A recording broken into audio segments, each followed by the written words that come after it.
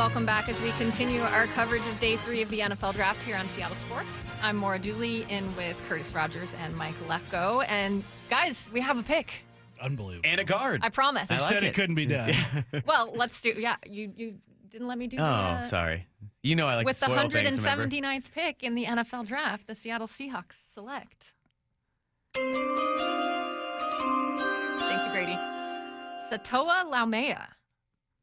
A guard out of Utah. I feel like we should clap and cheer, like they do in the war room, and they flash to the pick and they celebrate. But yeah, I've got the our lads right up here. He was a 4-year starter, all Pac-12, all 4 seasons, including first-team honors in 2022. He was, primarily inside at guard. It says he's highly competitive, try-hard type that plays through the whistle with energy and pop. I think that's what you were looking for, right, Lefko? That's a guard. That's a guy who will help out. And Dane Brugler from The Athletic is very high on him. He is his 9th-ranked guard. Gave him a 4th-round grade. Yeah, he was projected. We're in the 6th round. Yeah. He was projected to go 4th or 5th in here too. That's good. That's a great find. And what we kind of just talked about, you want a guy who can come in, compete, make your offensive line a little bit better, push the guys who are expected to be starters, and you never know where you can find starters. So maybe this guy who has a wealth of experience, you said 3-time All Pac-12 selection, maybe he is a little bit ahead of one of these younger or raw guards, and he could come in and maybe start a couple games as other guys develop. So I think it's a great pick. Just was saying you could never have too many offensive linemen. So I think that certainly helps out with because as Schneider always says, they don't grow on trees. Right, solidifying, the trenches. So one thing about Utah's program that always stands out to me is just the physicality of that group. They are one of the best coached teams, and I feel like bringing in a guy like Laumea on this offensive line, hopefully he can bring sort of that nastiness that team plays with offensively in terms of just a punishing ground game. I really like this pick in terms of depth on the offensive line, especially it being in the 6th round. Dane Brugler of The Athletic graded him as a 4th-round prospect.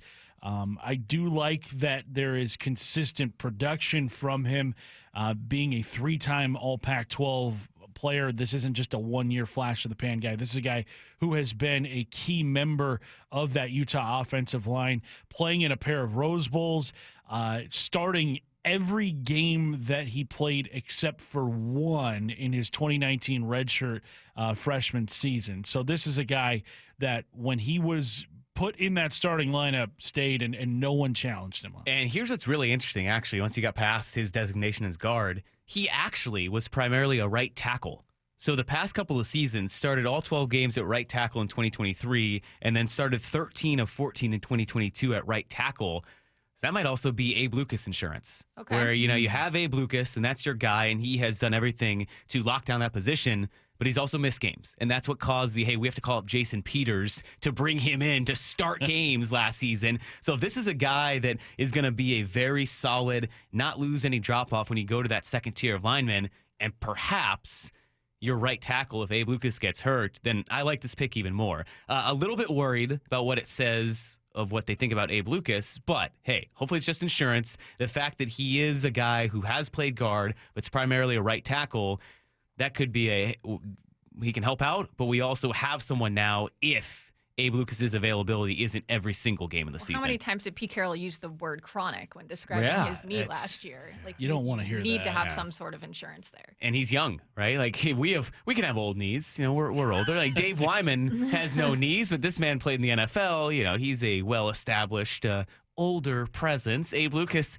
is in his prime still. So yeah, that was always a concern, as you mentioned, Maura, that when you hear chronic and you hear that was Will Dissly, where Pete described it as, I haven't seen really something like this before when he was talking about the injury. You never want to hear that. You never want to hear that either. And thank you for clarifying, Lefko. I was trying to read on the fly that he did play tackle the last couple seasons. Isn't it funny, like the pick happens and you're kind of just scrambling to find info? Because I don't know about you guys, but I didn't have a lot of background knowledge built in about Utah's offensive line. Wow, dude. Come prepared. It sounded like Curtis did. I was just not ready for Utah's offensive line, so that's on me. But yeah, that kind of popped up as you're scanning through things. So interesting that could be right tackle insurance as well. Yeah, and this offensive line needs as as many bodies as possible.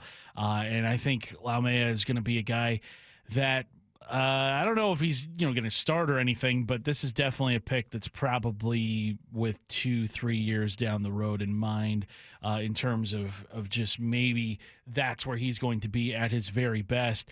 I do think it's interesting. Zach Zinter, a guy who a lot of people had mocked to Seattle because of his ties to Jay Harbaugh and Mike McDonald with the Michigan connection.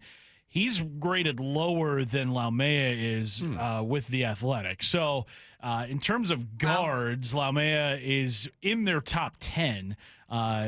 He falls just below, let's see here, just below Mason McCormick of South Dakota State, and then Christian Mahogany, who we had kind of brought up a little bit earlier. And Zach Zinter went at pick number 85. Yeah, so maybe something good coming from this. The Seahawks may have gotten a bit of a steal here in round 6.